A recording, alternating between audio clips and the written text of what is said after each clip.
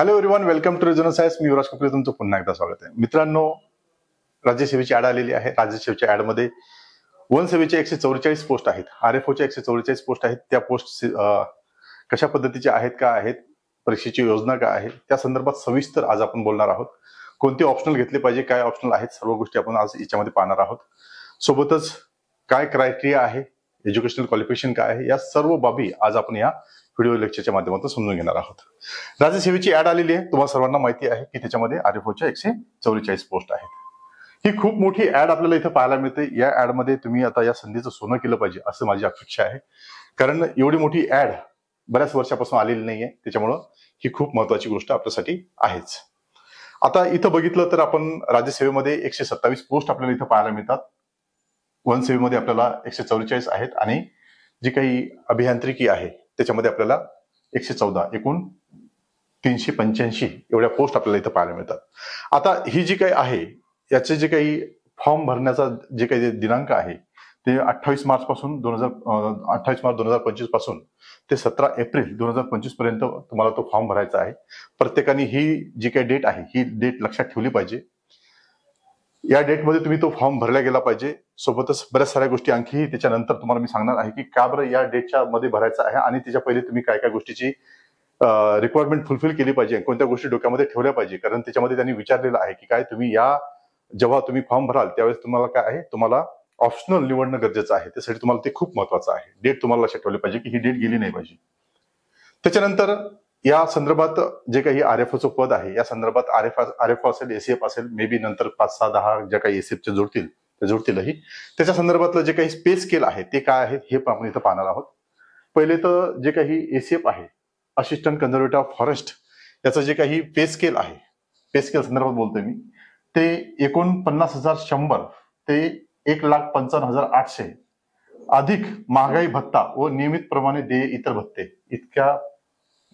इतक्या चांगल्या पद्धतीचे क्लास 1चं पद आहे, गटाचं पद आहे, क्लास 1चं पद आहे. या पद्धतीचं पेमेंट पे स्केल आपल्याला इथं पाहायला मिळतं. दुसरं आहे ते म्हणजे RFO रेंज फॉरेस्ट ऑफिसर, गट ब चं पद आहे.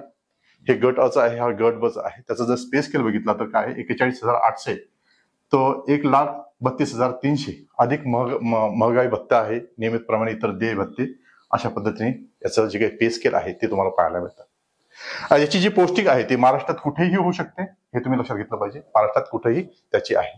सोबत ज्येष्ठता पातळीनुसार तुमचं जे काही वरिष्ठ आहे त्या पदावर तुम्हाला काय बढती पण मिळू शकते. या पद्धतीने तुम्हाला हे काय आहे त्याचं स्केल आहे. बऱ्याच साऱ्या लोकांना माहिती नसतं, त्यामुळे हे इन्फॉर्मेशन इथं मला वाटलं की महत्वाची आहे, ती तुम्ही तुमच्यासोबत शेअर केली पाहिजे. त्याच्यानंतर आहे एज. बऱ्याच साऱ्या लोकांना या संदर्भात किती एज असतं, काय असतं ते सगळं माहिती नसतं. त्याच्यामुळे तुम्हाला हे सांगायचं इथं आहे की आता मी वनसेवे संदर्भात बोलतोय, त्याच्यामुळे तुम्हाला माहित असलं पाहिजे. जर दिसत नसेल तर मी झूम करतो. तर वनसेवेचं जर बघितलं तर जी एज आहे, कमीत कमी एज जर बघितलं तर वनसेवेमध्ये जे काही ACF आहे, ACF साठी 18 वर्ष, कमीत कमी 18 वर्ष. आणि जे ओपन आहेत, जास्तीत जास्त ओपनचं किती 38 आहे. आणि जे काही इतर आहेत, इतर मागासवर्गीय त्यासाठी 43 वर्ष आहेत. सोबतच RFOचं जर बघितलं तर जर RFOचं वय आहे किती आहे, 21 आहे. तुम्ही जर वय बघितले, एजेस बघितले तर काय आहे, कमीत कमी ह्या दोन जर एक्झाम सोडल्या, कोणत्या, कृषी सेवा आणि वनसेवा, कृषी सेवा आणि वनसेवेमध्ये 18 वर्ष आहे, कमीत कमी 18, आणि RFO साठी 21 वर्ष आहे. बाकीच्या ठिकाणी 19 वर्ष आहे. हे एक्सेप्शन बऱ्याच लोकांना माहिती नाही. म्हणजे काय आहे, RFOचं जर पद जर तुम्हाला एक्झाम द्यायची असेल, तुम्हाला पद जे आहे त्याची जी काही एज क्रायटेरिया आहे तो काय आहे 21 आहे. आणि ACF साठी किती आहे, 18 आहे. म्हणजे 18 वर्षी पण तुम्ही ACF ची एक्झाम देऊ शकता. आणि 21व्या वर्षानंतरच तुम्ही RFOचं जे काय आहे तो फॉर्म भरू शकता. आणि काय आहे, जे काही ओपन मध्ये आहे त्यांना 38 वर्ष आहे. आणि जे काही OBC आहे, इतर मागासवर्गीय आहे, त्यांसाठी 43व्या वर्षापर्यंत तुम्ही काय करू शकता, ती एक्झाम देऊ शकता. त्याच्यामुळे हा एजचा क्रायटेरिया तुम्हाला माहिती असला पाहिजे. त्याच्यानंतर एज्युकेशनल क्वालिफिकेशन. बऱ्याच साऱ्या विद्यार्थ्यांनी मला याच्या संदर्भात वारंवार फोन येत राहतात की माझं ग्रॅज्युएशन याच्यामध्ये आहे का, माझं हे ग्रॅज्युएशन आहे त्याच्यामध्ये ते आहे का. आज त्याबद्दल मी तुम्हाला सर्व त्या गोष्टी क्लिअरच करून देतो. त्याच्यामुळे तुम्हाला काय आहे त्याच्या बाबतीत शंकाच नको. त्याच्यामुळे पहिलं जे आहे ते म्हणजे काय आहे, ACF संदर्भात. ACFचं जे एज्युकेशनल क्वालिफिकेशन आहे ते काय काय आहे ते तुम्ही इथं लक्षात ठेवा. आणि याच्यामध्ये तुम्ही बसत असाल तर तुम्ही तो फॉर्म भरला पाहिजे. एक आहे ते म्हणजे काय, वनस्पतीशास्त्र. दुसरं आहे रसायनशास्त्र. तिसरं आहे वनशास्त्र, है ना, म्हणजे फॉरेस्ट्री. चौथं आहे भूशास्त्र, जिओलॉजी आहे. गणित आहे, मॅथमॅटिक्स आहे. फिजिक्स आहे, स्टॅटिस्टिक्स आहे, झूलॉजी आहे, उद्यानविद्या आहे, पशुसंवर्धन व पशुवैद्यकीय शास्त्र आहे, सोबतच 2 कृषी आहे, कृषी अभियांत्रिकी आहे. यातील स्थानक पदवीधर जे असतील ते एसीएफचा फॉर्म भरू शकतात. सोबतच दुसरी गोष्ट आहे ती म्हणजे आरएफओचं क्वालिफिकेशन काय आहे. आरएफओचं क्वालिफिकेशन बघितलं तर याच्यामध्ये खूप सारे जे काही तुम्हाला जे काही दिलेले आहेत, ज्या काही आपण काय म्हणतो की ज्या काही तुमचे पदव्या आहेत त्या खूप साऱ्या पदव्या इथे दिलेल्या आहेत. त्या पदव्या तुम्ही हा जो काही स्क्रीन आहे या स्क्रीनचा तुम्ही स्क्रीनशॉट काढला तरी चालेल. कारण याच्यामध्ये तुमचं जर एज्युकेशनल क्वालिफिकेशन बसत असेल, बऱ्याच साऱ्या बी फार्मच्या विद्यार्थ्यांनी मला फोन केले आहेत की बी फार्मसी केलेला आहे, आम्ही त्याच्यामध्ये फॉर्म भरू शकतो का? बिलकुल, आरएफओ साठी तुम्ही फॉर्म भरू शकता. त्याच्यामुळे हे आहे. मग काय काय आहेत, काही सांगतो, बऱ्याच सारे आहेत. त्याच्यामुळे काय आहे, आपल्याला शॉर्ट ऑफ द टाइम त्याच्यामुळे मी सांगू म्हणजे ज्या काही महत्वाच्या आहेत त्यात इथं मी उल्लेखित करतो. त्याच्यामध्ये वनस्पतीशास्त्र आहे, रसायनशास्त्र आहे, वनशास्त्र आहे, भूशास्त्र आहे, गणित आहे, भौतिक आहे, सांख्यिकी आहे, प्राणीशास्त्र आहे, उद्यान विद्याशास्त्र आहे, कृषीशास्त्र आहे, कृषी अभियांत्रिकी आहे, रसायन अभियांत्रिकी आहे, स्थापत्य अभियांत्रिकी आहे, सांगणिक अभियांत्रिकी आहे, विद्युत अभियांत्रिकी आहे, इलेक्ट्रॉनिक अभियांत्रिकी आहे, यंत्र अभियांत्रिकी आहे, संगणक ऍप्लिकेशन आहे, संगणक विद्या आहे, पर्यावरण विज्ञान आहे, पशुविज्ञान आहे. यापैकी बरेच सारे जे पदवीधर आहेत ते, सोबतच इलेक्ट्रिक जे काही तुमच्या इंजिनिअरिंगच्या फील्ड्स आहेत त्या खूप साऱ्या फील्ड्स इथं दिलेल्या आहेत. हे सर्व गोष्टी तुम्ही एक स्क्रीनशॉट काढा आणि तुम्ही तुमच्या पद्धतीचं जे काही एज्युकेशन आहे ते तुम्ही त्याच्यामध्ये बघू शकता. या पद्धतीने तुम्हाला एसीएफ आणि आरएफओ साठी एज्युकेशनल क्वालिफिकेशन लागतं. मग या फील्डमध्ये जे लोक असतील त्यांनी ते फॉर्म भरला पाहिजे. फिजिकल क्रायटेरिया काय आहे, है ना, जे शारीरिक अर्हता आहे ते त्याच्यामध्ये काय आहे, जे काही सहाय्यक एसीएफ आहे, एसीएफ साठी काय लागतं आणि आरएफओ साठी कशा पद्धतीचं जे काही फिजिकल तुम्ही कशा पद्धतीचं तुमचं फिजिकल असलं पाहिजे, कशा पद्धतीची तुमची उंची असली पाहिजे, कशा पद्धतीने तुमची छाती असली पाहिजे, ह्या सर्व गोष्टी आहे. अनुसूचित जमाती व व्यतिरिक्त अन्य उमेदवारासाठी काय आहे, उंची 163 सेंटीमीटर असली पाहिजे, छाती न फुगवता 79 सेंटीमीटर असली पाहिजे, फुगवण्याची क्षमता फुगवलेली क्षमता व फुगवल्याची क्षमता याच्यामध्ये किती फरक असला पाहिजे, 5 सेंटीमीटरचा फरक असला पाहिजे. म्हणजे फुगून न फुगवता 79 आहे तर फुगून झाल्यानंतर ती 84 पर्यंत गेली पाहिजे, म्हणजे 5 त्याच्यामध्ये ऍड झाले पाहिजे, अशी इतकी फुगली पाहिजे, असं म्हणजे 5 तो अंतर असला पाहिजे. महिलांसाठी काय आहे, उंची दिलेली आहे फक्त एक काय आहे 150 सेंटीमीटर इतकी उंची असली पाहिजे, ते पण अनवणी असली पाहिजे, पायामध्ये काही नसताना. अनुसूचित जमातीसाठी काय आहे 152.5 सेंटीमीटर उंची असली पाहिजे. इथं किती आहे 163 आहे, इथं किती आहे 152 आहे. छातीचा जो क्रायटेरिया आहे तो छातीचा क्रायटेरिया सेम आहे, 79 सेंटीमीटर इतकीच आहे. दृष्टिदोषासंदर्भात बरेच सारे फोन आणि क्वेश्चन येतात तुम्हाला, त्या संदर्भात इथं तुम्हाला ते क्लिअर कट सांगितलेलं आहे. मी थोडंसं झूम करतो, त्याच्यामुळे तुम्हाला अंदाज येऊन जाईल की काय आहे, है ना. दृष्टिदोषासंदर्भात बरेच सारे फोन मला येत राहतात, ते तुम्ही लक्षात घेतले पाहिजे, है ना. दृष्टी साधारणतः आफ्टर करेक्शन प्लस 4D सह प्रत्येक डोळ्याची तीक्ष्णता, व्हिज्युअल ॲक्युटी किती असली पाहिजे, 6/6 असली पाहिजे. बाह्य डोळ्यावर कोणताही रोग संक्रमण झालेले नसावे, म्हणजे काय आहे बाहेरचा डोळा, आणि तिरळेपणा पण नसला पाहिजे. हे सर्व महत्वाचं त्याच्यामध्ये आहे. या संदर्भात खूप सारे क्वेश्चन मला येत राहतात, जे ज्यांना चष्मे वगैरे लागलेले आहेत त्यांनी हे सर्व गोष्टी बघितल्या पाहिजे. काय आहे अॅक्युरेसी किती असली पाहिजे, 6.6 ची अॅक्युरेटी असली पाहिजे, व्हिज्युअल अॅक्युरेटी तेवढी असली पाहिजे. ठीक आहे. सहाय्यक वनरक्षक गट अ करिता तुम्ही जे काही तुमची फिजिकल आहे ते फिजिकल किती असले पाहिजे, पुरुष व महिला उमेदवारांकरिता 25 किलोमीटर व 14 किलोमीटर, म्हणजे पुरुषांना 25 किलोमीटर चालणं गरजेचं आहे, ते बी काही 4 तासामध्ये पूर्ण करावं लागतं, है ना. काय आहे 4 तास म्हणजे 25 किलोमीटर चालावं लागतं पुरुषांना, आणि महिलांना किती आहे 14 किलोमीटर चालवासाठी. एकोसाठी आहे हे एसीएफ साठी आहे. एसीएफ साठी, आरएफओ साठी वेगळं आहे, आरएफओ साठी वेगळं आहे. त्याच्यामध्ये काय आहे जे पुरुष आहे त्या पुरुषांना 25 किलोमीटर आणि महिलांना 16 किलोमीटर आपल्याला तिथं चालून ते जे 4 तासामध्ये कंप्लीट करायचं आहे, है ना. मग इथे काय आहे फक्त महिलांसाठी जे 2 किलोमीटर आहे ते एक्स्ट्रा इथं आपल्याला पाहायला मिळतात. या पद्धतीने हे पूर्ण त्यांचं फिजिकल आपल्याला पाहायला मिळतं. त्याच्यानंतर आहे ती म्हणजे एक्झाम कशा पद्धतीचे होतात, काय काय एक्झाम आहेत त्याचा आपण आता पूर्ण लेखाजोखा पाहणार आहोत. परीक्षेची योजना काय आहे, याच्यामध्ये पहिले तर तुम्हाला प्रिलिम असतं. प्रिलिम मध्ये काय आहे 2 पेपर असतात, एक जीएस आहे, दुसरा आहे सीसॅट.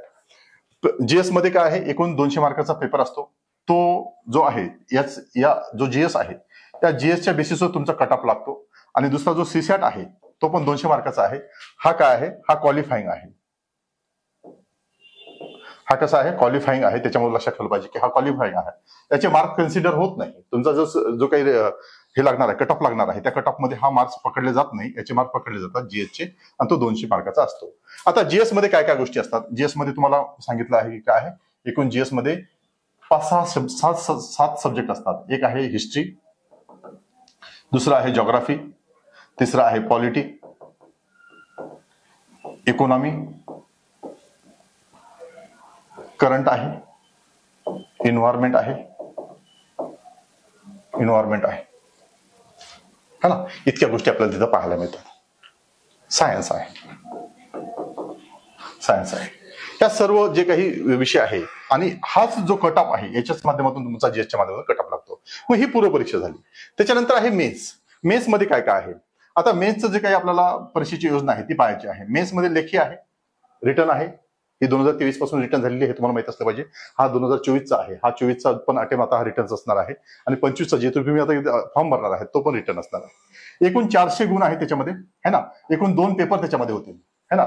400 गुण आहेत, 2 पेपर होतील. त्याच्यानंतर मुलाखत आहे, है ना. 50 गुणाची मुलाखत आपल्याला तिथे पाहायला मिळते. आणि एकूण गुण जर बघितलं 450 गुणापैकी तुमचं काय आहे, सिलेक्शन असणार आहे. सिलेक्शन किती असणार आहे, 450 गुणापैकी तुमचं सिलेक्शन असणार आहे.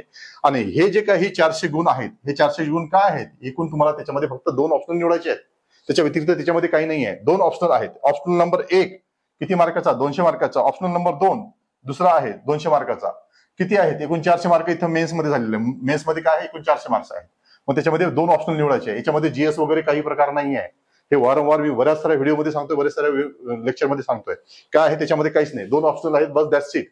इथं संपलेलं आहे. पदवीचा दर्जा आहे, है ना. पदवी आणि पदवीच्या थोडासा वरचा दर्जा आपल्याला तिथं पाहायला मिळतो. इंग्रजी माध्यम आहे, है ना.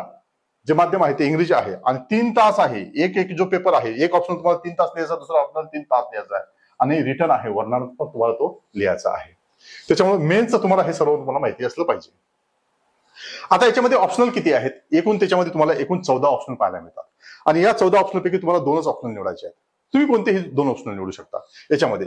पण त्यासाठी काय कंडिशन आहे की काय आहे, काही जे काही कॉम्बिनेशन आहे ते कॉम्बिनेशन चालत नाहीत. एक्झाम्पल सांगायचं झालं तर ऍग्रिकल्चर आणि ऍग्रिकल्चर इंजिनिअरिंग तुम्ही सोबत घेऊ शकत नाही. दुसरं ऍग्रिकल्चर आणि अॅनिमल हजबंडरी वेटरनरी सायन्स हे तुम्ही सोबत घेऊ शकत नाही. ऍग्रिकल्चर अँड फॉरेस्ट्री हा सब्जेक्ट तुम्ही एकत्र घेऊ शकत नाही, कारण त्याच्या त्या ब्रांचेस असतात. केमिकल आणि केमिकल इंजिनिअरिंग हे सोबत घेऊ शकत नाही. मॅथमॅटिक्स स्टॅटिस्टिक आहे, आणि अदर जे इंजिनिअरिंग रिलेटेड सब्जेक्ट आहे ते तुम्ही एकत्र घेऊ शकत नाही. तुम्हाला काय आहे, याच्या कॉम्बिनेशन नुसार घ्यावं लागेल, है ना. मग त्यासाठी काय आहे, तुम्हाला हे जे 14 कॉम्बिनेशन आहे, या पद्धतीने तुमचं ग्रॅज्युएशन झालेलं आहे, ज्याच्यामध्ये तुम्हाला इंटरेस्ट आहे, ग्रॅज्युएशन सोडून द्या. तुम्हाला ज्याच्यामध्ये इंटरेस्ट आहे, ज्याच्यामध्ये सर्वात जास्त आता आपल्याला काय आहे, आपल्याला पाहिजे की सर्वात जास्त ज्या काही अवेलेबिलिटी आहेत, material availability, teaching availability, answer writing practice availability, जिथं जिथं जास्तीत जास्त आहे त्या पद्धतीचे सब्जेक्ट तुम्ही निवडले पाहिजे. आता बऱ्याच साऱ्या मुलांचे काय आहेत इथं, की जे काही आता सध्या ट्रेंडमध्ये असणारे जे काही सब्जेक्ट आहेत ते सांगून देतो तुम्हाला. त्याच्यामुळे तुम्हाला क्लॅरिटी येईल की तुम्ही कोणते ऑप्शन निवडले पाहिजे. एक आहे त्याच्यामध्ये ऍग्रिकल्चर. ऍग्रिकल्चरचे मुलं खूप जास्त असतात, त्याच्यामुळे ऍग्रिकल्चर एक आहे. दुसरा बॉटनी आहे, जो की याच्याशी रिलेटेड आहे. बॉटनी आणि ऍग्रिकल्चर याच्यामध्ये कमीत कमी 5 टॉपिक, ऍग्रिकल्चर आणि बॉटनीमध्ये 5 टॉपिक काय आहे, ओव्हरलॅप आहेत, एकामेकाला ओव्हरलॅप होतात. सोबतच त्याच्यासोबतच बॉटनी आणि झुलॉजी पण आहे. बॉटनी आणि झुलॉजी याच्यामध्ये पण 5 ते 6 टॉपिक एकामेकासोबत ओव्हरलॅप होतात. आणि त्याच्यानंतर आणखी एक सब्जेक्ट आहे तो म्हणजे फॉरेस्ट्री, आणि त्याच्यानंतर आहे जिओलॉजी. हे जे काही 5 सब्जेक्ट आहेत, हे 5 सब्जेक्ट आता सध्या ट्रेंड आहेत. खूप सारे मुलं याच्या संदर्भात रिक्वायरमेंट आहे, मुलांची सर्वात जास्त विचारणा करणारा आपल्याला पाहायला मिळतात हे सब्जेक्ट तिथे आहेत. ठीक आहे. आणि हे काय आहे, हे जे कॉम्बिनेशन आहे हे कॉम्बिनेशन नॉट अलाउड. त्या कॉम्बिनेशन नुसार तुम्ही सब्जेक्ट निवडू शकत नाही. त्याकरता तुम्हाला हे जे काही सब्जेक्ट आहेत हे 14 पैकी कशी वेगवेगळ्या पद्धतीचं कॉम्बिनेशन करून तुम्ही 2 ऑप्शनल निवडायचे आहेत. 2च ऑप्शनल निवडायचे, बाकी काही त्याच्यामध्ये नाहीये. त्याच्यानंतर एक गोष्ट तुम्हाला महत्वाची आहे इथं, की ती काय नोट करायची आहे, की काय आहे, राज्यसेवेचा पूर्व परीक्षेचा फॉर्म भरताना इथं मी तुम्हाला वाचून दाखवतो, तुम्हाला स्पष्ट कळेल की काय आहे. राज्यसेवा मुख्य परीक्षा व वनसेवा मुख्य परीक्षेकरिता वैकल्पिक विषयाची निवड करण्यासाठी पूर्व परीक्षेचा अर्ज सादर करताना वैकल्पिक विषयाची निवड करणे व नमूद करणे अनिवार्य आहे. तुम्हाला पूर्व परीक्षेचा फॉर्म भरतानाच तुम्हाला 2 ऑप्शनल निवडणे गरजेचं आहे. राज्यसेवेचा असेल किंवा आताचा असेल. राज्यसेवेसाठी जो ऑप्शनल आहे तो पण आताच तुम्हाला पूर्व परीक्षेच्या याच्यामध्ये तुम्हाला निवड करणं गरजेचं आहे. सदर तो बघा काय म्हणतो, सदर निवडलेल्या व नमूद केलेल्या वैकल्पिक विषयामध्ये बदल करण्याची विनंती पूर्व परीक्षेकरता अर्ज सादर केल्यानंतर कोणत्याही टप्प्यावर मान्य करण्यात येणार नाही. त्याच्यानंतर काय आहे, एकदा तुम्ही जे ऑप्शनल निवडलेले आहेत ते ऑप्शनल निवडल्यानंतर तुम्हाला पर्यायच नाहीये, तेच 2 ऑप्शनल मध्ये तुम्हाला मेन्स द्यावीच लागेल. ते कोणत्याही पद्धतीने कुठेही जा तुम्ही ते कट होणार नाहीत, ते जे आहेत तेच तुम्हाला द्यावे लागतील.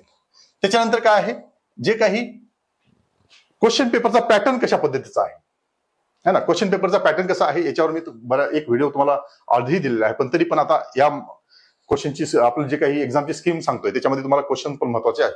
क्वेश्चन पेपर कशा पद्धतीचा असेल ह्या सर्व गोष्टी माहिती असणे पाहिजे. त्याच्याकरता आपल्याला 3 तास दिलेले आहेत. मीडियम इंग्लिश असणार आहे आणि त्यासाठी आपल्याला मॅक्झिमम मार्क किती आहेत, 200 आहेत. टाईप ऑफ पेपर कसा आहे, कन्व्हेन्शनल आहे, रायटिंगच्या टाईपचा पेपर आहे. क्वेश्चन पेपर स्पेसिफिक इन्स्ट्रक्शन त्याच्यामध्ये आपल्याला पाहायचे आहेत, काय काय इन्स्ट्रक्शन त्याच्यामध्ये दिले आहेत. त्याच्यामध्ये तुम्हाला माहिती आहे की एकूण 8 क्वेश्चन त्याच्यामध्ये विचारलेले आहेत. किती आहेत, 8 क्वेश्चन आहेत. एकूण 8 क्वेश्चन त्याच्यामध्ये विचारलेले आहेत. 8 पैकी तुम्हाला किती 5 सॉल्व्ह करायचे आहेत. सॉल्व्ह किती करायचे आहेत, तुम्हाला 5 सॉल्व्ह करायचे आहेत है ना. त्याच्यामध्ये पहिला क्वेश्चन आणि 5वा क्वेश्चन कंपल्सरी आहे. क्वेश्चन नंबर 1 आणि क्वेश्चन नंबर 5 इज कंपल्सरी.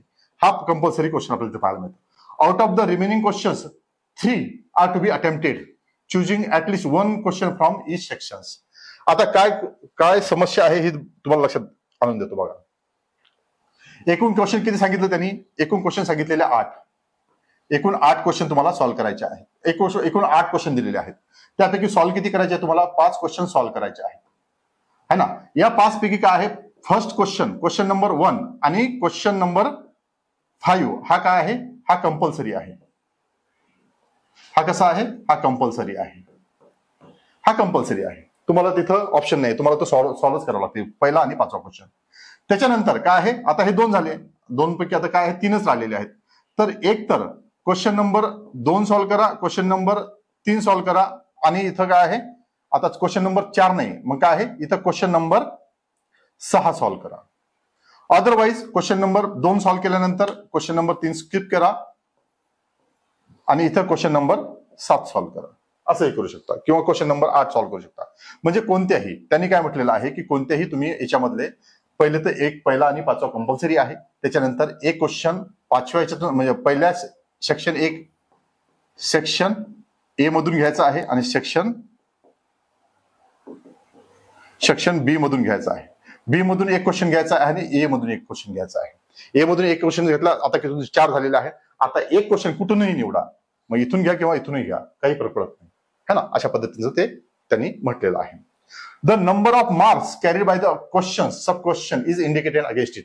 आणि ते जे काही क्वेश्चन्स आहेत त्या क्वेश्चनच्या समोर तुम्हाला काय दिलेले असतील, त्याचे मार्क्स दिलेले असतील. त्याच्यानंतर काय आहे, keep in mind the word limit are indicated in the questions if any. Word limit पण तिथे जर असेल तर तो वर्ड लिमिट पण दिलेली असेल आणि त्याच वर्ड लिमिटला फॉलो तुम्हाला करायचं आहे. त्याच्यानंतर काय आहे, जर पर्याय असेल, where the option has been given the only the required number of responses in the serial order attempted shall be accessed. काय आहे, दिलेल्या क्रमांकात जे काय आवश्यक आहेत, सपोज काय आहे, ए दिले क्वेश्चन नंबर 2 आहे, त्याच्यामध्ये A B C D E F G असं दिलेलं आहे. त्याच्यामुळे काय आहे, आता सांगितले किती आहेत, जे काही आवश्यक आहे, जे काही सांगितलेले आहेत, फक्त आवश्यक किती सांगितलेले आहे तुम्हाला, की त्याने 4 सॉल्व्ह करायला सांगितलं. याच्यामध्ये क्वेश्चन नंबर 2 मध्ये सब क्वेश्चन आहे, त्याच्यामध्ये 4 सांगितलेले आहेत. पण 4 कसे आहेत, सिरियल ऑर्डर मध्ये तुम्हाला काय करायचे आहेत, ते सिरियल ऑर्डर मध्ये तुम्हाला सॉल्व्ह करायचे आहेत. मग त्याच्यामुळे 4च करायचे आहेत, दिलेले तेवढे सॉल्व्ह करायचे आहे आणि सिरियल ऑर्डरने करायचे आहे. ठीक आहे, त्याला खाली वर करता कामा नाही, ते सिरियल ऑर्डरने करायचे आहे. ठीक आहे, इथपर्यंतचा विषय संपलेला आहे. दुसरं काय आहे, अनलेस स्ट्रक्ट ऑफ. जोपर्यंत तुम्ही कट करत नाही, जर तुम्ही ते अर्धही लिहिलं असेल तरी काउंट केलं जाईल. मग तो तेच म्हणतो की attempt of the question shall be counted even if attempt partially. जर तुम्ही अर्धाही अटेम्प्ट केला असेल, काय क्वेश्चन आहे, क्वेश्चन 2 पेजेसचा आहे, तुम्ही जर फक्त पहिले 10-12 ओळी लिहिल्या तरी पण तो काउंट जो अटेम्प्ट आहे तो काउंट केला आहे. जर तुम्ही तो कट केला तर मग तो काउंट केला जाणार नाही. दुसरी गोष्ट, त्याच्यानंतर काय आहे, excess responses shall not be accessed and shall be ignored. काय आहे, सपोज काय सांगितलेलं आहे की एकूण त्यांनी सांगितले की 5च क्वेश्चन तुम्हाला सॉल्व्ह करायचे आहेत. 8 पैकी किती आहेत, 8 क्वेश्चन पैकी तुम्हाला 5च क्वेश्चन सॉल्व्ह करायचे होते. तुम्ही काय केलेलं आहे, तुम्ही 6 क्वेश्चन सॉल्व्ह करून आलेले आहेत. 1 2 3 4 5 एक्स्ट्रा नॉलेज असल्यामुळे काय आहे, तुम्ही एक सॉल्व्ह केला, तुमचा टाइम होता, तुम्हाला नॉलेज आहे, तुम्ही सॉल्व्ह केलाय का. पण त्या एक्स्ट्रा जो 6वा क्वेश्चन आहे त्याचे तुम्हाला मार्क्स मिळणार नाही. No marks. त्याच्यामुळे काय आहे, तुम्हाला तो इग्नोर केला जाईल, तो चेक पण केला जाणार नाही. ठीक आहे. त्याच्यानंतर candidate are expected to answer all the sub questions of a questions together. जे काही सब क्वेश्चन आहे, क्वेश्चन नंबर 2 आहे, त्याच्यामध्ये जे काही सब क्वेश्चन आहेत, जे काही विचारले त्याच्या क्वेश्चनचे तुम्हाला आन्सर द्यायचे आहेत, है ना. If sub question of a question is attempted elsewhere, suppose आता काय आहे, हा जो क्वेश्चन आहे मी तुम्हाला सांगितलं की क्वेश्चन नंबर सपोज हा 2 आहे, 2 मध्ये ए आहे, बी आहे, सी आहे, डी आहे, है ना. हे 4 दिलेले आहेत. सपोज काय केलं तुम्ही, एक सॉल्व्ह केलेला, बी सॉल्व्ह केला, सी सॉल्व्ह केला, डी राहिलेला आहे. डी काय केलेला आहे, क्वेश्चन नंबर 3 सॉल्व्ह केल्यानंतर तुम्ही हा जो डी आहे तो डी इथं सॉल्व्ह करून चालणार नाही, तो तुमचा चेक केला जाणार नाही. मग काय म्हणतो बघा, आफ्टर लिव्हिंग अ पेज, एक पेज सोडल्यानंतरही जर पेज सोडायचं असेल तर तुम्हाला स्ट्रक करावं लागेल, तुम्हाला ते खोडून टाकावं लागेल. After attempting the another questions, दुसरा क्वेश्चन अटेम्प्ट केल्यानंतर हा डी तुम्ही लिहू शकत नाही, हे तुम्हाला क्लिअर आहे. और questions the latter sub question shall be overlooked, तो काय केला जाईल, तो पूर्ण निग्लेक्ट केला जाईल, हे लक्षात ठेवलं पाहिजे. त्याच्यानंतर काय आहे, any page or the portion left blank काय केलं जाईल, जर असेल बुकलेट मधलं तर ते तुम्ही स्ट्रक करायचं आहे. जर पेज ब्लँक राहत असेल तर तुम्ही ते कट करा. जर कट नाही केलं तर मागचा पेपर पाहिला जाणार नाही, त्यामुळे तुम्ही कट केलं पाहिजे. जिथं ब्लँक दिसलं तुम्ही तिथं कट करायचं आहे. Unless otherwise the mention symbol, बरेच सारे सिम्बॉल नोटेशन आहेत, त्याचे स्टँडर्ड मिनिंग्स आहेत, ते तुम्ही फॉलो केले पाहिजे. तुमचे ज्या डायग्राम्स असल्या त्या नीट स्केचेस असल्या पाहिजे. आणि मीडियम तर इंग्लिशच आहे, त्याच्यामुळे काही विषय नाही आहे. आता गव्हर्नमेंटने दुसरा रूल लावायचं चाललंय त्यांचं, पण काय आहे, सध्या तर आपल्यासाठी जे काही मीडियम आहे ते इंग्लिशच आहे, त्याच्यामुळे ह्या सर्व गोष्टी तुम्हाला तिथं माहित पाहिजे. आता क्वेश्चन कसे कसे आहेत ते बघितलं पाहिजे. क्वेश्चन काय आहेत, आता क्वेश्चन नंबर 1, क्वेश्चन नंबर तुम्हाला 1 काय सांगितलं मी, हा कंपल्सरी आहे. आता सेक्शन 1 आहे, हा सेक्शन मधला क्वेश्चन नंबर 1 हा कंपल्सरी आहे. आणि ह्या कंपल्सरी क्वेश्चन मध्ये किती आहेत एकूण, 1 2 3 4 5 6 7 क्वेश्चन विचारलेले आहेत. 7 पैकी तुम्हाला किती लिहायचे आहेत, तुम्हाला याच्यामध्ये 7 पैकी 5च लिहायचे आहेत. आणि काय आहे, एकासाठी किती क्वेश्चन आहे, एकासाठी 8 मार्काचा क्वेश्चन आहे. तो 8 मार्काचा क्वेश्चन आहे म्हणजे काय आहे, तुम्हाला 96 वर्ड्स लिहायचे आहेत. किती आहे, तुम्हाला 96 वर्ड एका क्वेश्चनसाठी लिहायचे आहेत, हे लक्षात ठेवलं पाहिजे. ठीक आहे, हा क्वेश्चन आहे. दुसरा क्वेश्चन नंबर 2, क्वेश्चन नंबर मध्ये 2 एक आहे, ते एक लॉंग क्वेश्चन, 2 लॉंग क्वेश्चन, एक शॉर्ट क्वेश्चन आहे. क्वेश्चन नंबर 3 याच्यामध्ये 2 क्वेश्चन लॉंग आहेत, एक क्वेश्चन शॉर्ट आहे. क्वेश्चन नंबर 4 याच्यामध्ये 2 क्वेश्चन लॉंग आहेत, एक क्वेश्चन शॉर्ट आहे. आता हे पण 40 मार्काचे आहेत. त्या 40 मार्कामध्ये काय आहे, हा 15 मार्काचा आहे, हा 15 मार्काचा आहे आणि हा 10 मार्काचा आहे. हा पण इथं 15 मार्काचा आहे, हा पण 15 मार्काचा आहे, हा 10 मार्काचा आहे, हा 15 मार्काचा आहे, हा 15 मार्काचा आहे, हा 10 मार्काचा आहे.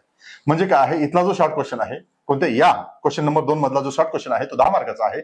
आणि जो क्वेश्चन नंबर 1 आहे त्याच्या मधला जो शॉर्ट क्वेश्चन आहे ते किती आहे, 8 मार्काचे आपल्याला इथं पाहायला मिळतात. म्हणजे हे सर्वचे सर्व जे असतील ते 8 मार्काचे आपल्याला इथं पाहायला मिळतात. हे तुम्ही विसरून चालणार नाही, तुम्हाला 8 मार्काचे लिहायचे आहेत. सोबतच तुम्ही हा जो काही 15 लिहिणार आहेत याच्यासाठी तुम्हाला 180 वर्ड लिहायचे आहेत. आणि हा जो 10 मार्काचा आहे हा तुम्हाला 120 वर्ड्स लिहायचे आहेत. हे तुम्ही लक्षात ठेवलं पाहिजे. 15 मार्कासाठी किती आहे, 180 वर्ड्स तुम्हाला लिहायचे आहेत. हे तुम्हाला मी सर्वच आता इथे सांगून देतो. ठीक आहे, तुम्हाला हे सर्व लक्षात असलं पाहिजे. ठीक आहे, क्वेश्चन नंबर आता हा झाला काय आहे, सेक्शन ए. सेक्शन ए मध्ये कंपल्सरी एक क्वेश्चन होता. पहिला नंबर क्वेश्चन जो काही क्वेश्चन नंबर 1 आहे तो कंपल्सरी आहे. दुसरा आहे क्वेश्चन नंबर 5, हा पण कंपल्सरी आपल्याला इथं पाहायला मिळतो. एकूण किती आहे, 7 दिलेले आहेत. 7 पैकी 5 सॉल्व्ह करायचे आहेत. 5 सॉल्व्ह करायचे, कोणते 5 सॉल्व्ह करा, 1 2 3 4 5 सॉल्व्ह केले, संपला विषय. तुम्हाला इथं एकूण 40 मार्क, 8 मार्कांनी तुम्हाला एकूण 40 मार्क मिळतील, है ना. 8 पंच 40 होऊन जातात. ठीक आहे, त्याच्यानंतर 6वा क्वेश्चन आहे, 7वा आहे, 8वा आहे. आता तुम्हाला सुरुवातीला काय सांगितलं मी काय, की पहिला आणि 5वा क्वेश्चन कंपल्सरी आहे, हा सॉल्व्हच करावा लागतो. 2 क्वेश्चन झाले. आता काय करायचं आहे, एक तर या सेक्शन मधला एक चूज करा, कोणताही या 3 पैकी एक चूज करा. सपोज मी सांगतो की 3 वा 3रा चूज केलेला आहे. त्याच्यानंतर बी सेक्शन मधला हे जे 3 आहे त्याच्यापैकी एक चूज करा, मी की 7 नंबर चूज केलेला आहे. आणि आता की झाले एकूण ते 2 आणि हे 2 4 झालेले. आता कोणताही चूज करा, आता कोणताही करा, कुठूनही करा, मग याच्यातला करा किंवा तुम्हाला जो येत असेल तो करा, है ना. मग सपोज मी काय करतो की हा 4था चूज केला, झाला संपला. सपोज हा नव्हतं चूज करता मी काय केला, 8वा चूज केला. ठीक आहे, चालतं. अशा पद्धतीने हे सर्व तुम्हाला तिथं हे करायचं आहे. आता हा जो सिलेबस आहे तो सिलेबस कशा पद्धतीचा आहे, काय आहे. आता जो काही ऑप्शनल्स आहेत, जे काही फेमस ऑप्शनल आहे त्याच्यामध्ये ऍग्रिकल्चर आहे, बॉटनी आहे, झुलॉजी, याची मी तुम्हाला सिलेबसचं थोडंसं कोडिंग डिकोड करून सांगतो की काय काय त्याच्यामध्ये आहे. एक्झॅक्टली काय काय आहे त्या सर्व गोष्टी तुम्हाला माहिती असल्या पाहिजे. पहिले आहे त्याच्यामध्ये इकॉलॉजी आणि एन्व्हायरमेंट, है ना. इकॉलॉजी एन्व्हायरमेंट रिलेटेड पहिला टॉपिक आहे. दुसरा क्रॉपिंग पॅटर्न्स रिलेटेड आहे. तिसरा वीड्स अँड देअर कॅरेक्टरिस्टिक्स आहे. चौथा त्याच्यामध्ये सॉइल आणि कन्झर्वेशन रिलेटेड आहे. वॉटर यूज इफिशियन्सी संदर्भात आहे, फार्म मॅनेजमेंट संदर्भात आहे, ऍग्रिकल्चर एक्सटेन्शन संदर्भात आहे, सेल बायोलॉजी संदर्भात क्वेश्चन आहे तिथं, है ना, म्हणजे सेल बायोलॉजी तुम्हाला लक्षात येऊन जाईल. हिस्ट्री ऑफ प्लांट ब्रीडिंग याच्या संदर्भात क्वेश्चन आहे तुम्हाला तिथं. फिजिओलॉजी याच्यावर क्वेश्चन आहे. ग्रोथ अँड डेव्हलपमेंट याच्यावर क्वेश्चन आहे. क्लायमेटिक रिक्वायरमेंट याच्यावर क्वेश्चन आहे. डिसीज इन्सेक्ट अँड पेस्ट याच्यावर क्वेश्चन आहे, है ना. मग काय आहे, हे सर्व तुम्हाला टॉपिक माहित असले पाहिजे. आता हे टॉपिक तुम्हाला माहिती करून काय करायचं आहे की हा जो सिलेबस आहे तो कुठेतरी ओव्हरलॅप आहे का, जेणेकरून माझं बर्डन कमी होईल. मग अशा पद्धतीचं बघितलं तर काय आहे, हिस्ट्री ऑफ प्लांट ब्रीडिंग आहे, फिजिओलॉजी आहे, है ना, डिसीज अँड इन्सेक्ट पेस्ट आहे म्हणजे प्लांट पॅथॉलॉजी आहे, तिथून येतं सेल थ्योरी आहे म्हणजे सेल बायोलॉजी आहे, तिथून येतं तुम्हाला काय इकोलॉजी एन्व्हायरमेंट आहे. मग आता याच्यामधले हे जे काही 4-5 टॉपिक आहेत, हे 4-5 टॉपिक तुम्हाला as it is cell biology इथं पण आहे, सेल बायोलॉजी तुम्हाला इथं पण आहे, है ना. म्हणजे काय आहे, ऍग्रिकल्चर सोबत बॉटनी तुम्हाला चालू शकतो. दुसरं काय आहे, प्लांट पॅथॉलॉजी म्हणजे प्लांट पॅथॉलॉजी तुम्हाला इथं प्लेस्ट अँड डिसीज तुम्हाला इथं पाहायला मिळतात. ठीक आहे. तिसरं काय आहे, तिसरं इकोलॉजी अँड एन्व्हायरमेंट. आता इकोलॉजी एन्व्हायरमेंट तुम्हाला इथं पण पाहायला मिळतं आहे की नाही. आता इथे एन्व्हायरमेंट इकोलॉजी अँड एन्व्हायरमेंट आहे. मग काय आहे, 4-5 टॉपिक तर इथंच तुम्हाला पाहायला मिळतं. एक, दुसरा, है ना, 2 आहे, हा 3 आहे. त्याच्यानंतर फिजिओलॉजी पण आहे, तिथं पण फिजिओलॉजी आहे, है ना. इथं पण तुम्हाला फिजिओलॉजी पाहायला मिळते. म्हणजे काय आहे, एकूण तुम्हाला इथं 4 टॉपिक झालेले आहेत. 5वा टॉपिक तुम्हाला प्लांट ब्रीडिंग आणि जेनेटिक हा पण पाहायला मिळतो. म्हणजे काय, एकूण 5 टॉपिक तुम्हाला ओव्हरलॅप होताना बॉटनीचे पाहायला मिळतात. पण एक लक्षात ठेवलं पाहिजे, जेव्हा तुम्ही बॉटनी करताय तेव्हा तुम्ही बॉटनी जर ऍग्रिकल्चर मध्ये जे ते टॉपिक असतील तर पण तुम्ही ते बॉटनीमधून केले पाहिजे. कारण बॉटनी म्हणजे खूप जास्त डिटेल पद्धतीने तुम्हाला तिथे दिलेले आहेत. जास्त पद्धतीने तुम्हाला तिथे कव्हर केल्यानंतर तुम्हाला ऍग्रिकल्चर मध्ये ते करायची गरज पडणार नाही. पण तुम्ही जर ऍग्रिकल्चर मधून केलं तर तुम्हाला इथं बऱ्याच साऱ्या गोष्टी एक्स्ट्रा कराव्या लागतात आणि आणखी डेप्थ मध्ये जाऊन करावं लागतात. मग त्याच्याकरता काय आहे, इन्स्टेड ऑफ ऍग्रिकल्चर तुम्हाला तिथे करता जे तुम्ही इथंच त्या करून घेतलं पाहिजे. कुठं, या टॉपिक म्हणजे बॉटनीमध्ये तुम्हाला केलं पाहिजे. मग आता बॉटनीचा सिलेबस काय आहे, बॉटनीच्या सिलेबस मध्ये काय आहे, सेल बायोलॉजी आहे. दुसरं मायक्रोबायोलॉजी आणि प्लांट पॅथॉलॉजी आहे. तिसरं क्रिप्टोगॅम्स आहे, अल्गी आहे, फंगाय, ब्रायोफायटा आहे, टेरिडोफायटा, या सर्व गोष्टी त्याच्यामध्ये आहे. चौथा टॉपिक आहे फिनोरोगॅम्स, जिम्नोस्पर्म, अँजिओस्पर्म आहे. त्याच्यानंतर काय आहे, ecology environment plant growth is related 5वा टॉपिक आहे. 6वा फिजिओलॉजी आहे, प्लांट बायोकेमिस्ट्री आहे, आणि या संदर्भात तुम्हाला तो टॉपिक आहे. जेनेटिक्स आहे, मॉलिक्युलर बायोलॉजी आहे, इव्होल्युशन आहे, हे टॉपिक पण तुम्हाला तिथं पाहायला मिळतात. त्याच्यानंतर प्लांट ब्रीडिंग आहे, बायोटेक्नॉलॉजी आणि बायोस्टॅटिस्टिक तिथं टॉपिक आहे. मॉर्फोलॉजेनेसिस आहे, प्लांट युटिलिटी आणि एक्सप्लॉयटेशन, हे एवढे टॉपिक त्याच्यामध्ये आपल्याला पाहायला मिळतात, है ना. हा जो स्ट्रक्चर आहे मॉलिक्युलर बायोलॉजीचा आहे, आणि हा जो टॉपिक आहे हा काय आहे, आपल्याला इव्होल्युशनचा पाहायला मिळतो. त्याच्यामुळे काय आहे, हे 3 टॉपिक इथं तीन जे काही फील्ड आहेत त्या 3 फील्ड एका ठिकाणी दिलेल्या आहेत त्याने, हे लक्षात ठेवलं पाहिजे. ठीक आहे. इथं प्लांट ब्रीडिंग, बायोटेक्नॉलॉजी ह्या सर्व गोष्टी तुम्हाला इथं दिलेल्या आहेत. आता त्याच्यानंतर आहे झुलॉजी. आता मी वारंवार काय सांगतो की झुलॉजी आणि बॉटनी का घेतला पाहिजे. आता तुम्ही बघितलं असेल की काय आहे, बॉटनीचे टॉपिक तुम्ही बघितलेले आहेत. आता तुम्हाला झुलॉजीचे टॉपिक दाखवतो बघा. आता झुलॉजीच्या टॉपिक मध्ये पहिला टॉपिक आहे तो म्हणजे काय आहे, इकोलॉजी. आता इकोलॉजी हा तुम्हाला बॉटनीमध्ये पण पाहायला मिळाला. कुठे पाहायला मिळाला बॉटनीमध्ये, तुम्हाला इकोलॉजी इथं पाहायला मिळाला बॉटनीमध्ये, इकोलॉजी अँड प्लांट जॉग्राफी. त्याच्यामुळे काय आहे, पहिलाच टॉपिक आता काय आहे, एक तर हा टॉपिक तुम्हाला करायची गरज नाही. इकोलॉजी हा तुम्हाला झुलॉजीमध्ये आहे हा, आणि इकोलॉजी कुठेच बदलत नाही. जगाच्या कोणत्याही कानाकोपऱ्यात जा, तुम्हाला इकोलॉजी इथं आहे सेम आहे, तिथं सेम आहे, त्याच्यामुळे काही विषय नाही. दुसरं आहे त्याच्यानंतर काय आहे, त्याच्यानंतर आहे ते म्हणजे काय, इन्स्ट्रुमेंटल मेथड्स नाही आहे, सेल बायोलॉजी आहे. त्याच्यानंतर सेल बायोलॉजी. मग काय आहे, आता इथं काय आहे, इथं अॅनिमल, जर झुलॉजीचा विचार करतो तर अॅनिमल सेल आहे. इथं काय आहे, इथं प्लांट सेल आहे. इथं काय आहे, हे प्लांट सेल संदर्भात आहे. पण दोन्ही युकॅरियोटिक सेल आहेत, त्याच्यामुळे काय आहे, मोस्ट ऑफ द गोष्टी काय सिमिलर आहेत. त्याच्यामुळे काय आहे, तो 2 टॉपिक तुम्हाला इथं मॅच झालेले आहेत, है ना. 2 टॉपिक तुम्हाला इथं मॅच होताना दिसतात, सेल बायोलॉजी. त्याच्यानंतर जेनेटिक्स आहे, तिथं पण जेनेटिक्स आहे, है ना. इथं पण तुम्हाला जेनेटिक्स आहे. त्याच्यानंतर जेनेटिक्स झालं, जेनेटिक्स झाल्यानंतर है ना, जेनेटिक्स झालं, सेल बायोलॉजी झालं, तिथून येतं काय आहे, इकोलॉजी झालेलं आहे. 3 टॉपिक झालेले आहेत. त्याच्यानंतर काय, इव्होल्युशन आहे. इव्होल्युशन तिथं पण आहे, तुम्हाला दाखवलेलं काय आहे, इव्होल्युशन इथं पण आहे. आता झुलॉजीमध्ये इव्होल्युशन जास्त मोठ्या पद्धतीने आहे, पण तिथं काय आहे इव्होल्युशन. त्याच्यानंतर काय आहे, इव्होल्युशन नंतर काय आहे, इव्होल्युशन नंतर आहे बायोकेमिस्ट्री. बायोकेमिस्ट्री तिथं पण आहे ना. इव्होल्युशन झालं, त्याच्यानंतर काय आहे, बायोटेक्नॉलॉजी, बायोकेमिस्ट्री इथं असेल. हा, बायोकेमिस्ट्री इथं पण आहे. ठीक आहे, बायोकेमिस्ट्री आहे. त्याच्यानंतर फिजिओलॉजी पण आहे. हा जो फिजिओलॉजी आहे बायोकेमिस्ट्री नंतर, हा फिजिओलॉजी पण तिथं आहे.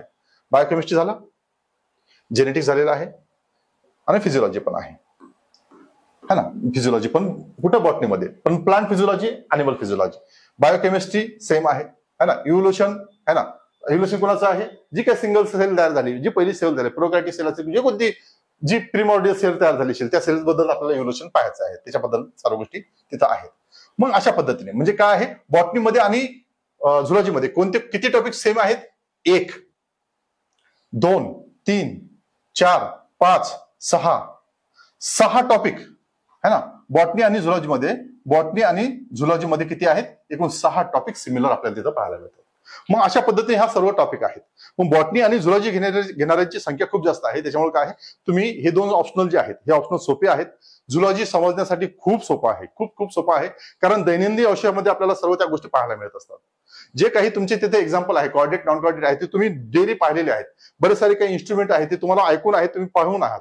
बऱ्याच साऱ्या त्याच्यामधल्या ज्या घटना आहेत, त्याच्यामधले जे काही इव्हेंट्स आहेत ते तुम्हाला सर्व माहिती आहेत, तुमचे डोळ्याखालून गेलेले आहेत, तुम्ही कुठे ना कुठे छोट्या पद्धतीने वाचलेले आहेत है ना. त्याच्यामुळे काय आहे, झुलॉजी हा खूप सोपा आहे. बॉटनी कम्पॅरेटिव्ह त्याच्या पद्धतीने आहे. थोड्याशा गोष्टी जर बघितल्या, थोड्याशा गोष्टी जर सोडल्या तर बाकी काय आहे, तो पण सोपाच आहे. मग बॉटनी आणि झुलॉजी हे काय आहे, तुम्ही आपण बघतो की काय आहे, आपण 5व्या वर्गापासून 10वी पर्यंत किंवा 12वी पर्यंत आपण जे काही सायन्स वाचतो त्याच्यातला बराच सारा कंटेंट आपल्याला इथं पाहायला मिळतो. म्हणजे बेसिक अंडरस्टँडिंग आपली छोटी मोठी आहेच. ज्यांचं काही ग्रॅज्युएशन व्यवस्थित झालेलं नाही आहे, ज्यांनी ग्रॅज्युएशन व्यवस्थित पद्धतीने नीट लक्ष देऊन त्याच्यामध्ये कसं तरी पास झालेले आहेत आणि त्यांना आता इथे येऊन ऑप्शनल घ्यायचे आहेत, तर त्यांनी झुलॉजी आणि बॉटनी हे खूप चांगले ऑप्शनल आहेत, ते त्यांनी घेतले पाहिजे. सोबतच त्याच्या संदर्भात आणखी एक एमपीएससी संदर्भात बऱ्याच साऱ्या मुलांमध्ये नॉन क्रिमिलियर संदर्भात पण एक थोडीशी काय आहे चर्चा सध्या चालू आहे की काय आहे, नॉन क्रिमिलियर कोणतं असलं पाहिजे. त्याच्यामुळे डायरेक्ट डेट दिलेली आहे की काय आहे, 28 जून 2024 ते 5 जुलै 2024 या दरम्यान जे काही काढलेलं प्रमाणपत्र आहे ते 2025 साठी है ना. 2025 साठी फॉर्म भरताना तुम्हाला हे लागेल. मग या वर्षाचं ते पाहिजे है ना. नॉन क्रिमिनल करताना तुम्ही या पद्धतीने असलं पाहिजे. ठीक आहे, या सर्व गोष्टी इथे तुम्हाला सांगितलेल्या आहे. थँक्यू, धन्यवाद.